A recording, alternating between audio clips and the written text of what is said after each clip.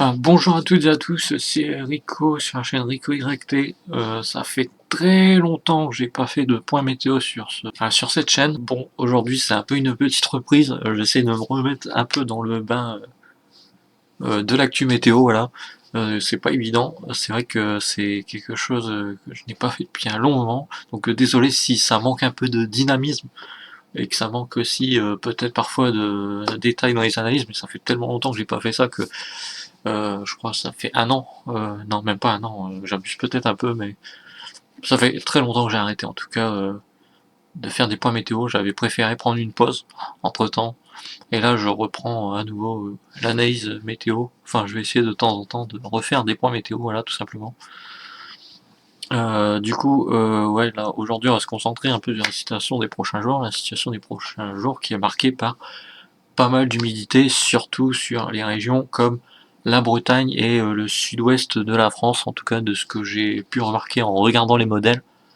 Énormément de pluie, énormément de perturbations dues à, en fait, à un positionnement du courant jet qui à l'heure actuelle est quand même situé plus au sud que prévu, parce que bon, en temps normal, quand le courant jet souffle en hiver, il est généralement bien un petit peu plus au nord, quoi.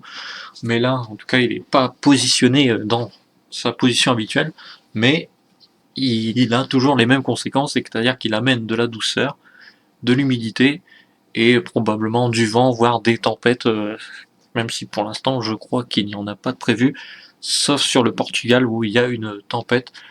Voilà. D'ailleurs, cette situation du courant jet, elle est expliquée sur le site de la chaîne météo, qui pour le coup pour l'a bien expliqué avec un schéma, voilà.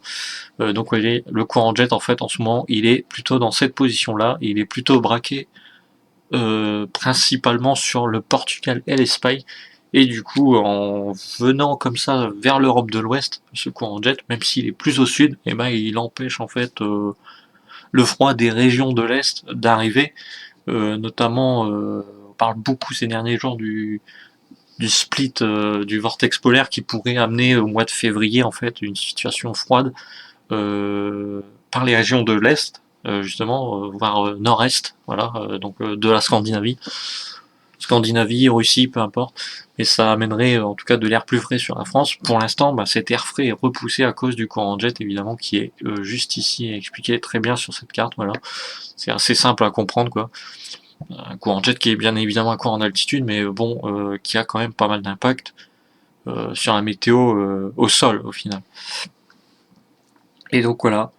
D'ailleurs, je crois que sur leur site, ils en parlent un peu, mais je vais peut-être pas regarder là maintenant parce que je risque peut-être de faire bugger l'enregistrement.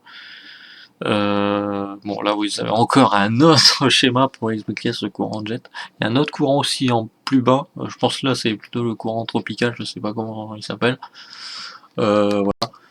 Mais en gros, tout ce que ça va amener, c'est ça en termes de précipitation. Bon, j'ai choisi le modèle Arrow en termes de cumul de précipitation. Je ne sais pas si c'est le meilleur, mais en tout cas, c'est un modèle qui, je crois, est un MyFin, donc normalement, ça illustre un peu mieux les cumuls de précipitation des prochains jours. Bon, bien sûr, ça reste un modèle. Vous voyez cette évolution. Bon, là, il va pas très loin, le modèle Arrow. C'est un peu le souci de ce modèle, mais vous voyez, jusqu'à vendredi, tous les cumuls qu'il y a, surtout sur la pointe bretonne, là ici on le voit avec le curseur, j'espère qu'on verra le curseur à la vidéo. Sur la pointe bretonne, là on voit la zone, elle est en jaune assez clair, voire jaune, vert clair, voilà. Pareil sur les régions du sud, pas mal de précipitations, et un peu aussi étonnamment sur les régions de l'Est, qui sont actuellement, je crois, dans une période quand même de sécheresse hivernale, donc ça veut dire qu'il n'y a pas assez de pluie même pour l'hiver. C'est dommage parce que c'est justement la meilleure période de l'année pour recharger les nappes phréatiques, voilà.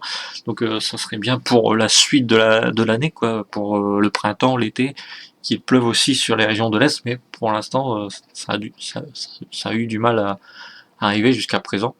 Mais visiblement ça risque de changer les prochains jours. Au niveau des précipitations sur les régions comme l'Alsace, justement. Voilà. Les régions du Nord qui sont quand même assez éloignées des précipitations, ce qui change d'habitude, hein, j'ai envie de dire, parce que souvent l'hiver on est très servi, en tout cas nous dans les régions du Nord et surtout au nord de la Seine, par les précipitations. Là elles sont présentes. elles sont quand même assez présentes. Après, on a aussi une autre région qui est un peu à l'écart. On voit aussi encore qu'il y a encore pas mal de cumul de précipitations aussi sur la Corse. La Corse qui avait été concernée par des précipitations records ces derniers temps. Voilà. Et on voit aussi que les régions du sud sont épargnées. Bon, les régions du sud, pour eux, ça, je pense, ça les arrange parce que bon, souvent quand il se met à pleuvoir dans ces périodes-là de l'année, des fois ça donne des épisodes méditerranéens et c'est pas méditerranéen, pardon, et c'est pas forcément toujours fun à vivre, quoi. Hein, voilà. Mais bon, de ce qu'on constate là, en tout cas, il y a pas mal d'eau ces prochains jours.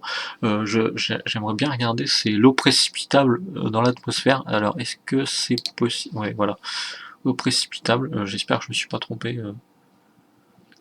Waouh, cette carte, elle est, waouh, j'ai pas, j'ai pas l'habitude de lire cette carte-là, mais ouais, j'imagine que là, tout le jaune qu'on voit là, c'est qu'il y a pas mal d'eau précipitable, en tout cas qui arrive, on voit sur la façade atlantique, hein, qui rentre même dans la terre des terres. Donc, ouais, après ça va même remonter dans les régions du nord, il y aura pas mal d'eau précipitable. Mais bon, ça montre à quel point le courant de jet ramène toute cette humidité, hein, ce qui crée en fait une rivière atmosphérique. Et aussi, par la même occasion, cette rivière atmosphérique, qu'est-ce qu'elle fait? Bah, elle amène toute l'humidité qui vient parfois de très loin jusqu'aux Antilles, jusque chez nous, voilà. Et là, ça remonte. Je sais pas s'ils en parlent. Ah bah là, ils parlent de Christine. Ah, c'est ça, c'était le nom de cette tempête au Portugal, là, Christine. Je sais pas si eux, ils en parlent de leur côté. Non, visiblement non. Ils parlent pas de cette rivière atmosphérique. Mais bon, ça, vu la position du jet et ouais, vu comment il remonte ensuite, normalement ça ramène aussi l'humidité des Antilles, enfin des zones tropicales en même temps, ce qui fait que du coup ça se transforme en pluie conséquente par chez nous, euh, et ça amène euh, du vent. Vous voyez, là on parle de contraste thermique, voilà. Et justement c'est ce qu'on voit justement sur les modèles. Après, là justement, j'aimerais bien voir la situation aussi avec les géopotentiels. Vous voyez, hein, ça reste tout le temps comme ça, hein. Pendant pas mal de temps, on voit plein de petites dépressions qui glissent par-ci par-là. Ouais, là, vous voyez. Et du coup, tout ça, ça ramène l'humidité et on voit le courant de jet ici qui est là. Mais ça n'empêche pas la pluie de venir jusque chez nous. Voilà. Et ben en tout cas, je pense que pour l'instant, on peut pas aller plus loin parce que pareil, la situation froide qui était annoncée en février, pour l'instant, moi, de ce que j'ai vu, elle a l'air de bien reculer. Au fur et à mesure que les modèles s'actualisent, plus ça avance et plus ça s'éloigne. Et du coup, est-ce que ça aura vraiment des conséquences? Ah, là, peut-être que ECM, sur le plus long terme, voit un peu le retour peut-être du froid vers l'est, de l'est vers chez nous. Euh, je... Voilà, donc pour l'instant, rien n'est sûr pour le froid plus long terme. Parce qu'il faut que ça interagisse avec les couches inférieures de l'atmosphère, parce que là, pour l'instant, à part le vortex stratosphérique, le reste ne réagit pas, les modèles ne voient pas de situation froide pour l'instant. Mais ça pourrait, attention, arriver quand même plus tard, vers février, mi-février, fin février peut-être. Donc pour l'instant, rien n'est perdu. Pour ceux qui aiment le froid, bon moi perso, je suis plus tempête que froid en général. Mais bon, la situation actuelle fait qu'on est encore, en tout cas pour ma région, en tout cas on est encore éloigné des tempêtes, des perturbations vraiment franches quoi. Et voilà, donc pour l'instant c'est un peu embêtant. Je sais pas quel modèle je pourrais regarder. Alors on va regarder un peu les températures actuelles, tiens, par curiosité, histoire de finir. Ouais, voilà. Vous voyez là c'est un peu plus doux que ce qu'on a eu à Noël par exemple. Bien plus doux même. Là ce soir on voit il fait encore la carte est encore bien dans le vert et dans les régions qui sont bien concernées par les perturbations, on voit qu'on est même sur des températures presque automnales, hein, évidemment. Bon après c'est des régions situées sur l'arc atlantique, donc forcément le climat est plus doux vu qu'il est plus océanique, plus humide, et l'humidité a tendance à du coup faire qu'il fait plus d'eau sur ces régions-là. Voilà. Donc voilà, je pense que on s'est tout dit sur ce petit point météo de reprise, hein. On verra ce que ça donne. On verra s'il y a des gens qui sont toujours à l'affût, qui vont tomber sur les notifs. Parce que pendant un temps, j'avais quand même quelques personnes qui me suivaient, donc j'espère que ça. J'espère qu'ils seront encore là, je suis pas sûr, hein, vu depuis le temps que j'ai arrêté. Mais c'est pas grave, on va essayer de reprendre. Et puis, qui sait, il y a peut-être des nouvelles personnes qui vont venir s'abonner à la chaîne, nous rejoindre dans cette aventure météo, voilà. Et donc voilà, donc n'hésitez pas à liker, à vous abonner et à activer la cloche comme d'habitude pour me soutenir. Je crois qu'on ne peut pas booster malheureusement pour l'instant, j'ai pas assez d'abonnés, donc voilà. Mais voilà, ça me ferait super plaisir, même un petit commentaire, pourquoi pas, pour décrire aussi vos conditions météo par chez vous.